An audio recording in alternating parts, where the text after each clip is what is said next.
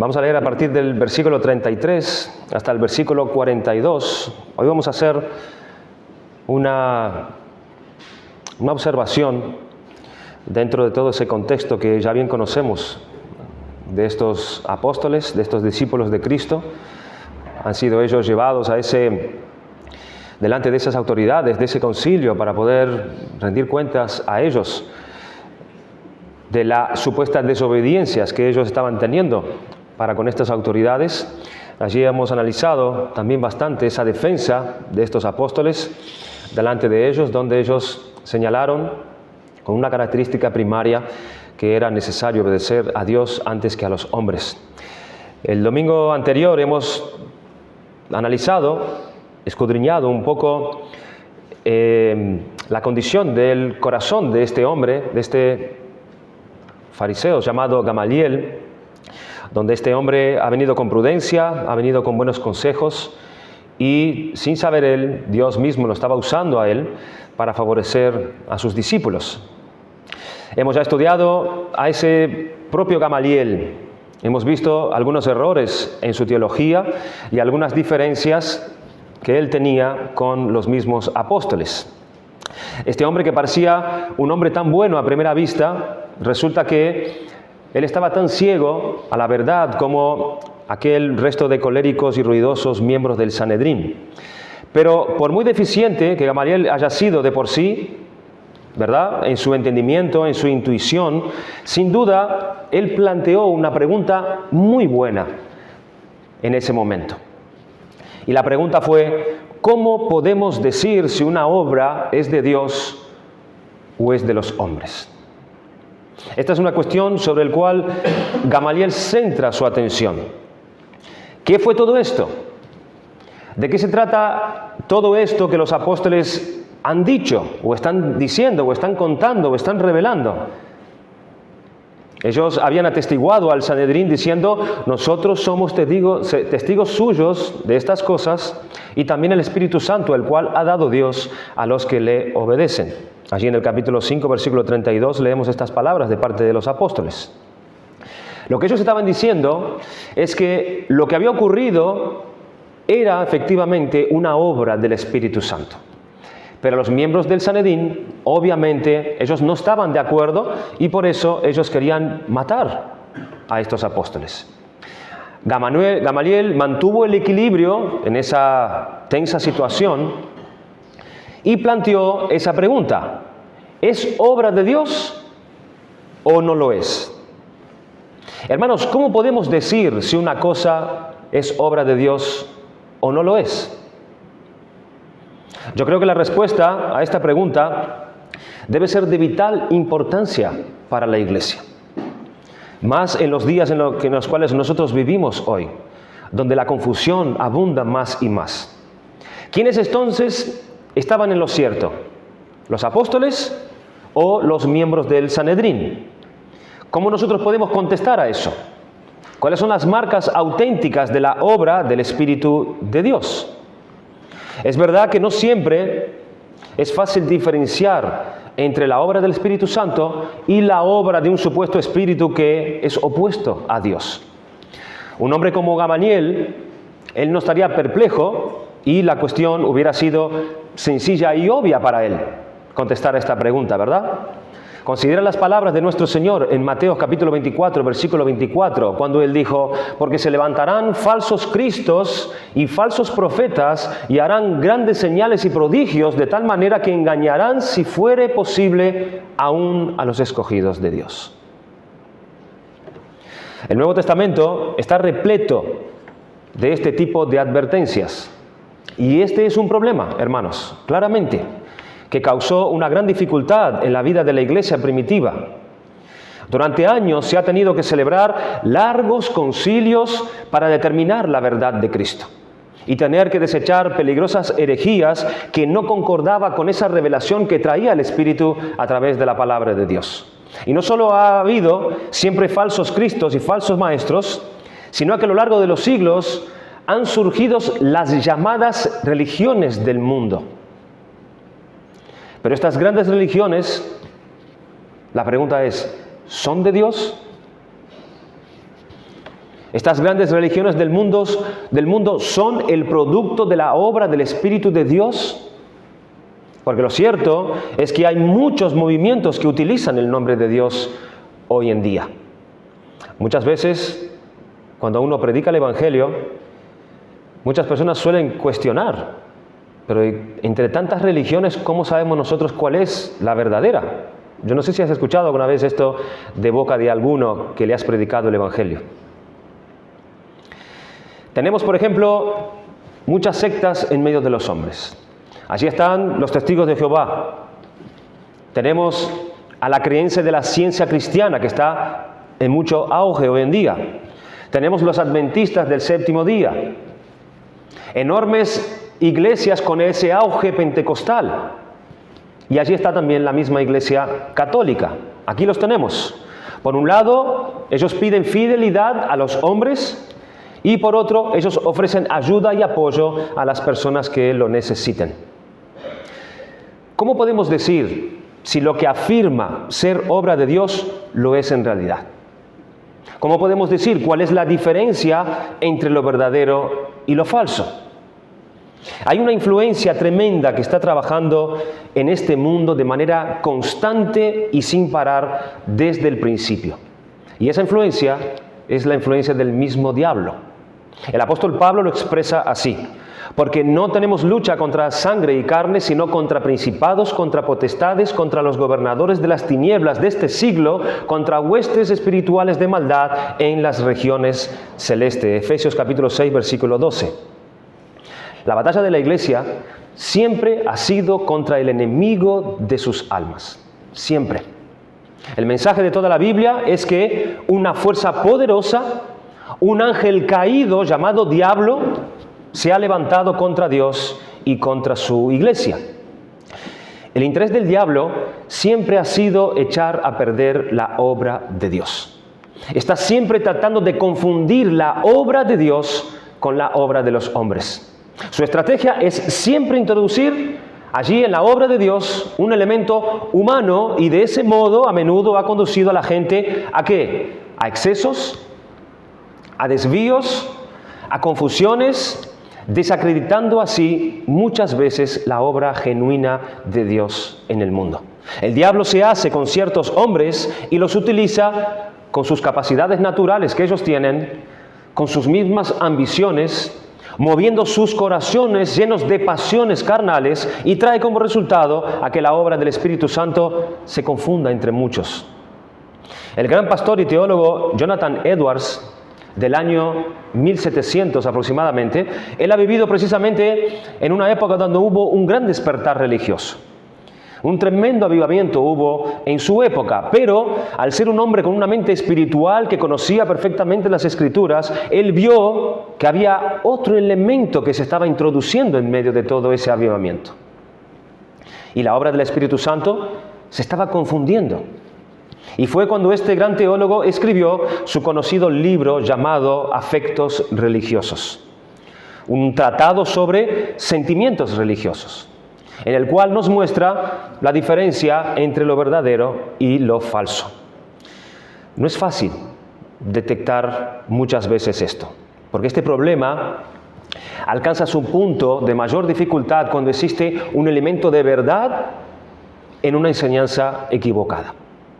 Pero la iglesia está llamada a perseverar hasta que estemos seguros de saber verdaderamente si es o no es y podamos darnos cuenta de la diferencia. La iglesia está llamada a escudriñar los espíritus para ver si estos son de Dios.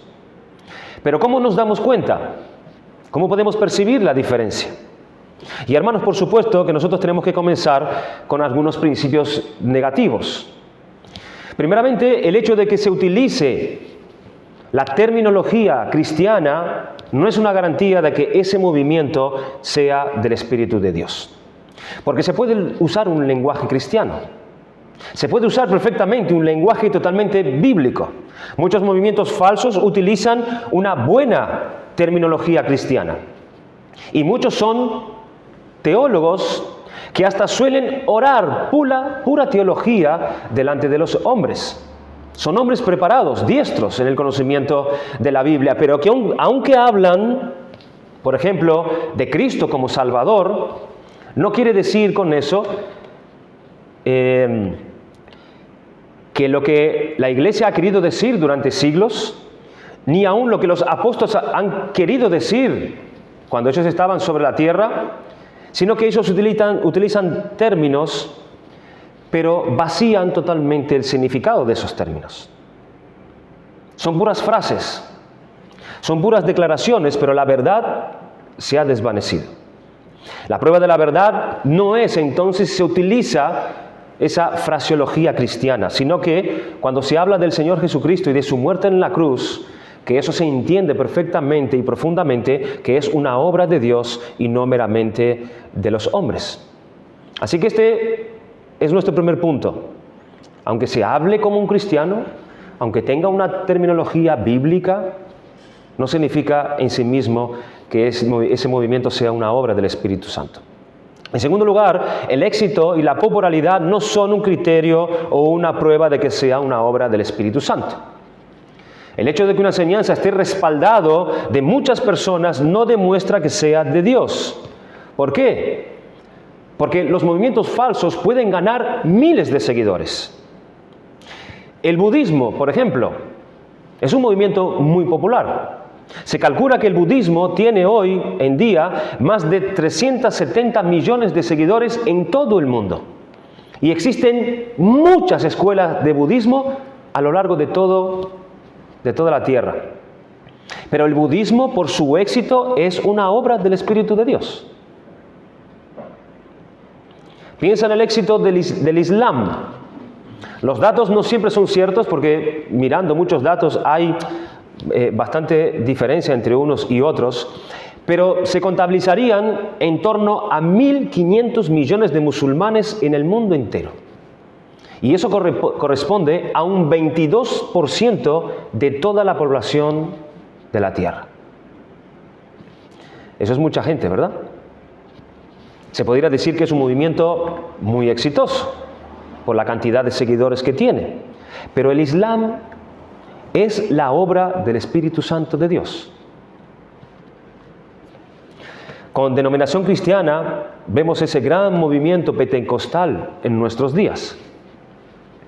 Por dar algunos, según las estadísticas más acreditadas, el pentecostalismo está viviendo una fase de extraordinaria expansión en todo el mundo. Según el World Christian Database, la mayor institución mundial para el reencuentro de los cristianos en el mundo es de 35.000 nuevos creyentes que se convierten cada día a la fe pentecostal. En el 2020, afirma la misma institución, los pentecostales en el mundo superan los 620 millones de personas. Y se calcula que en el 2050 serán más de 1 billón de seguidores pentecostales. Esto significa que en menos de 30 años, 1 de cada 3 cristianos será un cristiano pentecostal. Además de la magnitud de los números, lo que genera asombro es la rapidez de la expansión. Ellos compran templos y medios de comunicación todos los años y se multiplican a una velocidad imposible de ignorar. Solo en Brasil, por ejemplo, que es uno de los países en Latinoamérica donde más auge hay de este movimiento, el mercado evangélico pentecostal maneja más de $1.000 millones al año y genera unos 2 millones de empleos. Un movimiento que se extiende muy rápido por todo el mundo. Y un movimiento así, verdaderamente, es un movimiento popular y exitoso. Pero este movimiento es la obra del Espíritu de Dios. El éxito y la popularidad no son un criterio o una prueba de que sea una obra del Espíritu de Dios. En tercer lugar, tampoco podemos decir que el Espíritu de Dios esté presente solo porque se esté ayudando masivamente a las personas. Porque las personas se hacen seguidores de las sectas generalmente. Obviamente, porque encuentran ayuda en ellas. Y no me refiero a una ayuda económica precisamente, aunque este tipo de ayuda también funciona como cebo para atraer a muchos seguidores, sino que me refiero más bien a una ayuda, entre comillas, espiritual. Muchas personas hablan de la diferencia maravillosa que la enseñanza o el método ha producido en ellos. Son personas que se empiezan a encontrar mejor. Son personas que se empiezan a sentir más felices. Son personas que empiezan a sentir más calma en medio de la ansiedad que ellos llevaban. Son personas que empiezan a encontrarse con que mi matrimonio es arreglado, con que mi relación con mis compañeros del trabajo ha mejorado, como que hay una cierta felicidad en mí, hay un aumento en mi estima, en mi ánimo, o incluso en medio de muchos de ellos reciben sanidad física. Pero nada de eso demuestra que la obra sea del Espíritu de Dios. No lo demuestra un lenguaje cristiano, no lo demuestra el éxito y la popularidad entre la masa, el crecimiento, tampoco lo demuestra en la gran ayuda que pueda proporcionar estos tipos de movimiento, y en cuarto lugar, tampoco se demuestra que la obra sea del Espíritu Santo por la presencia de fenómenos inusuales. Los movimientos falsos tienen muchos fenómenos. De nuevo, Mateo 24:24, porque se levantarán falsos cristos y falsos profetas y harán grandes señales y prodigios, de tal manera que engañarán a muchos. Los falsos cristos, llegará el momento, si es que no ha llegado ya, hermanos, que serán capaces de hacer señales y maravillas con un carácter tan asombroso que incluso casi engañarán a los propios elegidos. Quizás por medio de sanidades reales, quizás por medio de demostraciones de poder de algún tipo, no lo sabemos. Después hay lenguas. Los mormones, los espiritistas e inclusive los pentecostales hablan en lenguas. Las diferentes manifestaciones por el hecho de recibir el Espíritu de Dios en ellos. Convulsiones, ataques de risa, revolcándose en el suelo, un poder para poder echar fuera demonios.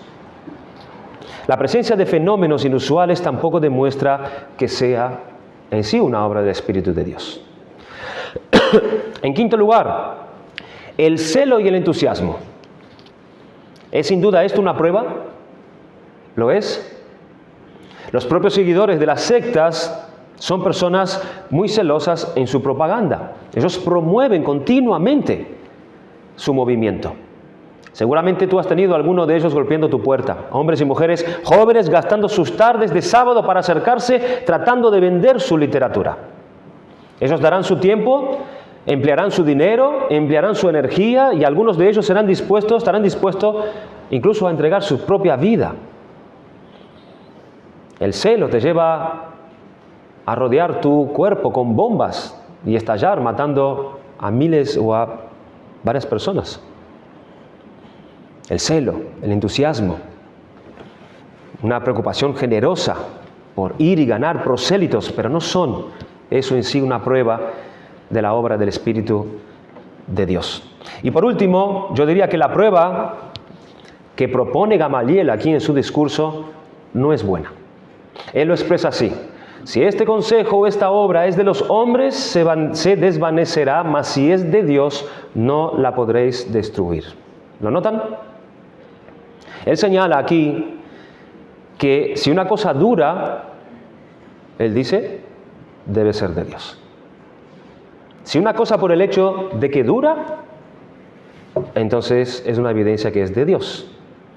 Pero él está tremendamente equivocado, porque el budismo o el hinduismo o el islam, el catolicismo, han durado siglos.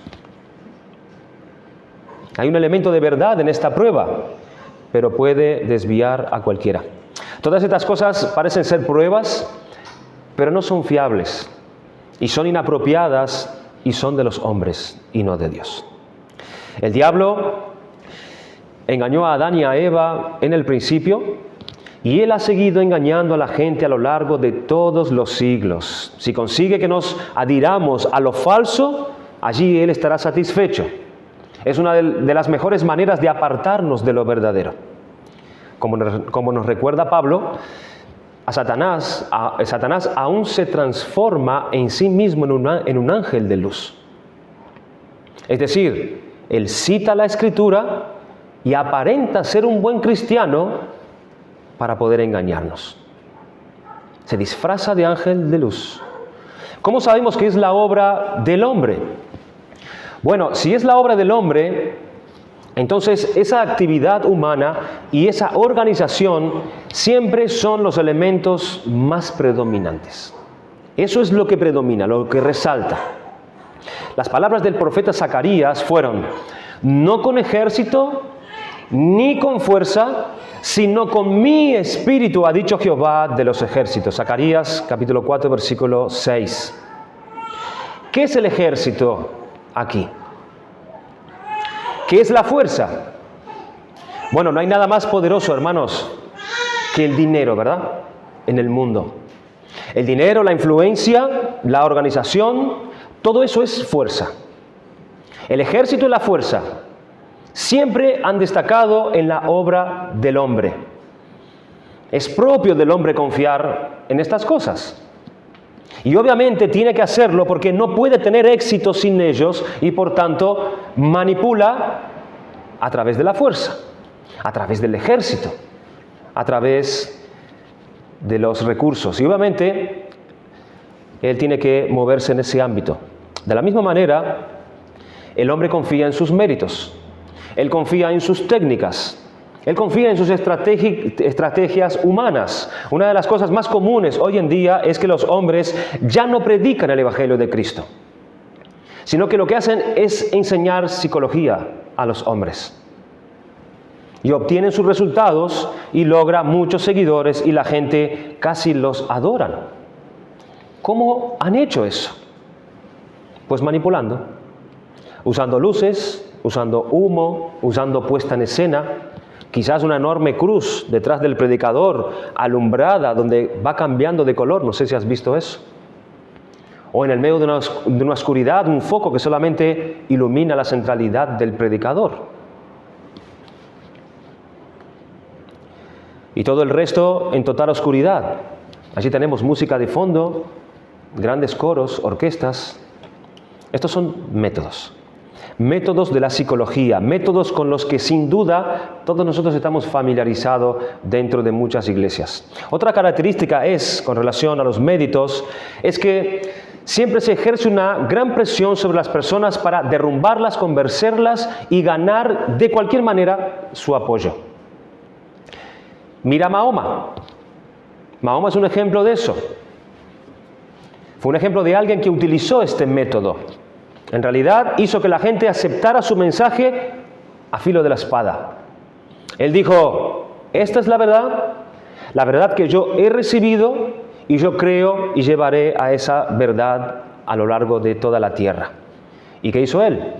Él tomó su ejército, él tomó la fuerza y obligó a la gente a seguir su movimiento. ¿No es precisamente eso lo que sigue respirando en esos países islámicos? El temor que ellos tienen de abandonar ese movimiento o de no ser parte de él ya que han nacido allí. Es el principio, desde la fundación de esta religión. Esa es la obra del hombre. Ejercer presión en todos los sentidos posibles para conseguir que las personas tomen una decisión inmediata. Muchísimos métodos diferentes, muchísimas estrategias diferentes. Y la verdad es que hay gente para todo, ¿verdad? Porque vemos que todo ese movimiento hay miles y millones de personas que están repartidas siguiendo todos esos movimientos. Hay gente para todo. Pero la característica sobresaliente de una obra de los hombres es que siempre está centrada en el hombre. Como se ve en los dos ejemplos dados por Gamaliel, los ejemplos de Teudas y Judas. Eran hombres que buscaban que los siguieran a ellos. Eran principios humanos, motivaciones humanas, fines humanos. Siempre destaca el hombre, siempre están en el centro. Empieza y termina con el hombre. Siempre se ocupan centralmente de las necesidades humanas, de los problemas humanos, de las dificultades humanas, siempre eso es el centro. Es la superficialidad de la obra del hombre, porque el hombre es incapaz de profundizar. Es incapaz de profundizar, aunque a veces parezca ser obra de Dios, la obra del hombre es superficial en su contenido, incluso intelectual, y aún es superficial en su contenido emocional. Porque los movimientos del hombre se basan en los movimientos de la razón y en los movimientos del sentimentalismo. Todo está en la superficie. Todo es hecho en la superficie. Nada desciende a lo profundo del ser humano. Entonces, ¿cuáles son las características de la obra de Dios? Y voy a volver a tomar las palabras del profeta Zacarías nuevamente, cuando él dijo: no con ejército, ni con fuerza, sino con mi espíritu, ha dicho Jehová de los ejércitos.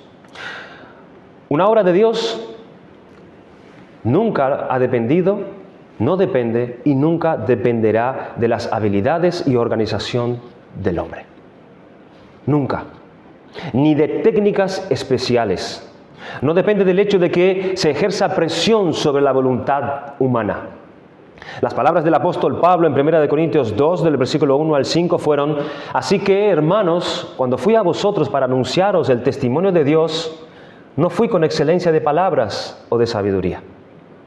Pues me propuse no saber entre vosotros cosa alguna, sino a Jesucristo y a este crucificado. Estuve entre vosotros con debilidad y mucho temor y temblor, y ni mi palabra ni mi predicación fue con palabras persuasivas de humana sabiduría, sino con demostración del Espíritu y de poder, para que vuestra fe no esté fundada en la sabiduría de los hombres, sino en el poder de Dios. A los de Tesalónica, él escribió un poco más de lo mismo, capítulo 2, versículo 3 al 6, primera de Tesalónica. Porque nuestra exhortación no procedió de error ni de impureza, ni fue por engaño, sino que según fuimos aprobados por Dios para que se nos confiase el Evangelio, así hablamos. No como para agradar a los hombres, sino a Dios, que prueba nuestros corazones. Porque nunca usamos de palabras lisonjeras, como sabéis, ni encubrimos avaricia. Dios es testigo, ni buscamos gloria de los hombres, ni de vosotros, ni de otros, aunque podíamos seros cargas, como apóstoles de Cristo. El principio de Pablo es sencillo y nunca varía. El apóstol Pablo decidió deliberadamente no utilizar sus capacidades ni sus fuerzas humanas. Él dijo: me propuse no saber entre vosotros cosa alguna. Y el apóstol Pablo era un hombre brillante. Era un conocedor de las Escrituras como nadie en su época, quizás. Y él podía fácilmente utilizar argumentos filosóficos, podía, si hubiese querido, haber hablado de manera elocuente para atraer a personas, utilizando todos los recursos de la retórica, pero él se abstuvo deliberadamente de tales métodos. Él dice: quise dejar claro que mi mensaje era de Dios y no de los hombres. Pablo no trató de agradar ni de adular a sus oyentes, ni buscó incitarlos tampoco. Pablo no bromeó con ellos. Pablo no les contó chistes desde el púlpito, ni se rió con ellos, ni los entretuvo, sino que quería que se viera que lo que estaba ocurriendo no era sino el poder del Dios vivo y verdadero. Él quería que las marcas de la obra de Dios fueran perfectamente sencillas y claras ante los hombres. Porque cuando el Espíritu de Dios está actuando, hermanos, no hay necesidad que el hombre utilice su poder. No hay necesidad. Allí también estaba Pedro predicando en el día de Pentecostés.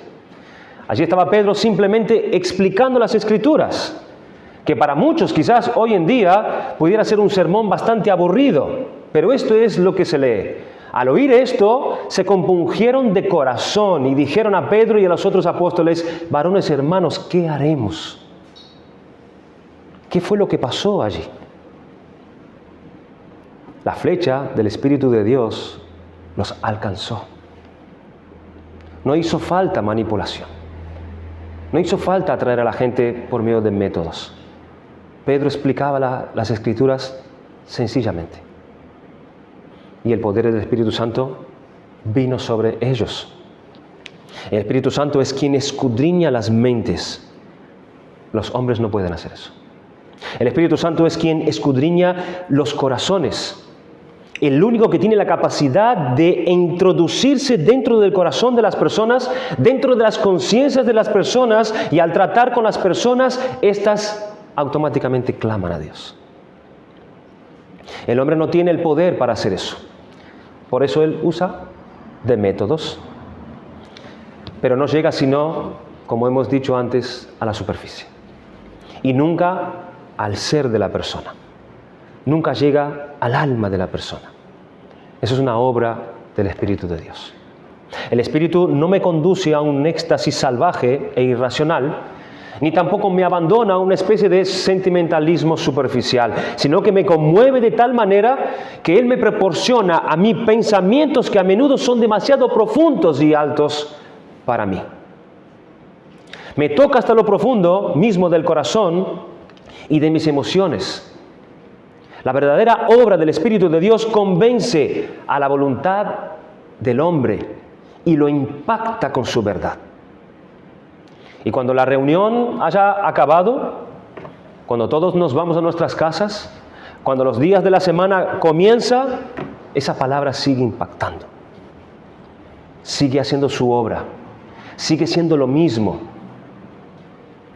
La verdad me ha tomado y ahora esa persona es gobernada por la verdad. Cuando leemos la Biblia, cuando leemos el Nuevo Testamento, lo que resalta es la grandeza, la gloria y la majestad del mensaje. Esa es la centralidad. Es la verdad de Dios la que tiene el control. El hombre no está a la vista. Es Dios quien llena el lugar. Y cuando Dios está presente y su gloria, su verdad y su majestad son patentes, son claras ante los hombres. Y hay un sentimiento de temor, de reverencia y de profunda seriedad. Y el mensaje nunca empieza con el hombre. Mira cómo lo expresa Pedro en su defensa ante el Sanedrín. Él dijo, es necesario obedecer a Dios antes que a los hombres. El ángel que los liberó a ellos de la cárcel, el ángel no les dijo, siga predicando porque estamos ayudando a la gente y haciéndoles mucho bien. Estamos trayendo felicidad a los hombres. Estamos sanando sus problemas. Vayan y sigan predicando en el templo. En absoluto. Sino que sigan predicando las palabras de esta vida, dijo el ángel. Sigan predicando el Evangelio tal cual ustedes lo han aprendido. El Evangelio centrado en la persona y en la obra del Señor Jesucristo. Y ellos dijeron, el Dios de nuestros padres levantó a Jesucristo. El mensaje verdadero es siempre un mensaje que comienza con Dios y no con el hombre. Ni con sus males, ni con sus dolores, ni con su pequeña infelicidad, ni con sus problemas o con su estado psicológico. No. El verdadero evangelio pone al hombre cara a cara con el Dios eterno y perpetuo, con su honor, con su gloria y con su majestad, y su gran plan y propósito de redención se manifiesta ante él. A la Biblia, al evangelio, no le interesa el pecado porque nos haga infelices, sino que a la Biblia le interesa el pecado porque es una afrenta a Dios. La Biblia predica el pecado porque se trata de Dios. La Biblia predica el pecado porque es rebelión contra Dios. No tiene nada que ver con el hombre. La Biblia predica el pecado porque es arrogancia ante un Dios santo. Nosotros estamos siempre centrados en nosotros mismos, siempre centrados en nuestras vidas, en lo que nos pasa. Y somos egoístas, siempre queremos algo para nosotros y lo primero que necesitamos saber es que estamos bajo Dios. Es Él a quien hemos ofendido. Es Él quien está allí arriba y nosotros aquí abajo. Es a Él a quien hemos ofendido, hermanos. Es su gloria lo que importa. El Evangelio siempre comienza así. Y lo cierto es que una verdadera obra de Dios siempre nos humilla, siempre nos envilece. Una verdadera obra de Dios siempre nos convence de pecado. Esa fue la obra o el propósito revelado por Cristo por el cual el Padre iba a enviar a su Espíritu, ¿verdad? Juan 16, 8. Y cuando Él venga, Él convencerá al mundo de pecado, de justicia y de juicio. Esta es una de las características principales de la obra del Espíritu Santo. Convencer al mundo de estas cosas. Iluminar al mundo sus caminos, impartiendo entendimiento, comprensión del estado de la persona, lo que es, lo que ha hecho y contra quién lo ha hecho. Y mostrarle claramente el camino de salvación solo a través de la cruz de Cristo. Entonces, siendo conscientes de Dios, conscientes de su Hijo, conscientes de la vileza que hay en nosotros y que nos hizo rechazarle a Él, entonces Él nos conduce al arrepentimiento y ahí es cuando pasamos a preocuparnos verdaderamente por nuestras almas. Otra de las cosas que hace el Espíritu de Dios es que siempre está preocupado por producir su fruto en nosotros. Esa es su preocupación. Producir su fruto en nosotros. Y si nuestras vidas no cambian por completo, es porque no hemos sido movidos por el Espíritu de Dios. Las personas pueden hacer muchas cosas para conseguir seguidores, pueden seguir a predicadores, pueden tomar decisiones, pueden conseguir personas que se unan a su iglesia, muchos religiosos. Se puede hacer todo eso, pero lo que no se puede hacer es darle al hombre una nueva naturaleza. No podemos renovarles en la totalidad de su personalidad, pero el Espíritu de Dios sí puede hacer eso y lo hace. Y cuando las personas nacen de nuevo, lo evidencian en sus vidas transformadas por completo. La nueva naturaleza que da el Espíritu de Dios es progresiva. Es progresiva, se va haciendo más y más profunda cada vez. Las personas adquieren un cada vez más amor por la palabra de Dios. Y esta es una buena prueba. Porque muchas personas que parecen haber sido influenciadas por el Espíritu, que piensan que se han convertido en cristianos, pero no les gusta la enseñanza profunda de la Biblia. No les gusta introducirse o no les gusta exponerse cuando el Evangelio viene y se mete en sus vidas, se mete con sus pecados, con sus malos deseos. No les gusta profundizar. Esta es una buena prueba. Pero las personas que se salvan, bajo la predicación de Pedro, por ejemplo, el día de Pentecostés leemos que dice que perseveraban en la doctrina, es decir, en la enseñanza de los apóstoles, la comunión unos con otros, en el compartimiento del pan y en las oraciones. Cuando las personas han nacido de nuevo y tienen el Espíritu de Dios en ellas, ellas quieren entender. Ellas quieren conocer más. Ellas quieren conocer más y mejor los movimientos malvados de su corazón. Ellas quieren conocer más cómo funciona el pecado para poder remediar eso. Quieren conocer más la obra de Cristo. Y saben que para todo eso es necesario profundizar más en las Escrituras. Son nuevos hombres y mujeres que ahora aman la palabra de Dios. Son hombres y mujeres que ahora quieren orar a Dios. Disfrutan de la comunión del pueblo de Dios. Amigos, no importa lo que te haya pasado. Si no tienes sed por la enseñanza de la palabra, no ha sido entonces una obra del Espíritu Santo de Dios. Tenemos entonces, hermanos, estas grandes distinciones entre la obra del hombre y la obra del Espíritu de Dios. En la de Dios está centrado Dios, su Hijo Jesucristo y su santa palabra. En el hombre siempre está centrado sus métodos, sus problemas, sus condiciones, su búsqueda superficial. ¿Cuál de ellas ha tenido lugar en ti? ¿Tú sabes verdaderamente si has experimentado la obra del Espíritu de Dios? De verdad. Ninguna otra cosa tendrá más valor ante los ojos de Dios. Cuidado, dice todo el Nuevo Testamento, del engaño de lo falso.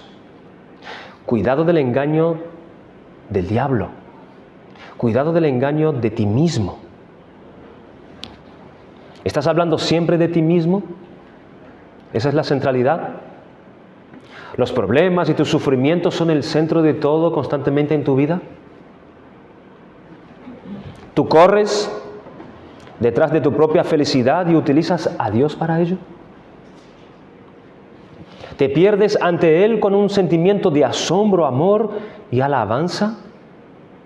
¿Tú te has humillado verdaderamente? ¿El Espíritu Santo te ha humillado verdaderamente delante de Dios? ¿Magnificas a Dios y su misericordia a través del Señor Jesucristo? ¿Tú te asombras de ti mismo y de esta nueva vida que dices que hay en ti? ¿Son tus palabras, ya no vivo yo, mas vive Cristo en mí? Hermanos, que Dios nos dé gracia para que nosotros podamos asegurarnos de que la obra que ha ocurrido en nosotros verdaderamente es la obra del Espíritu Santo de Dios. Que el Señor nos ayude. Vamos a dar gracias al Señor por su palabra.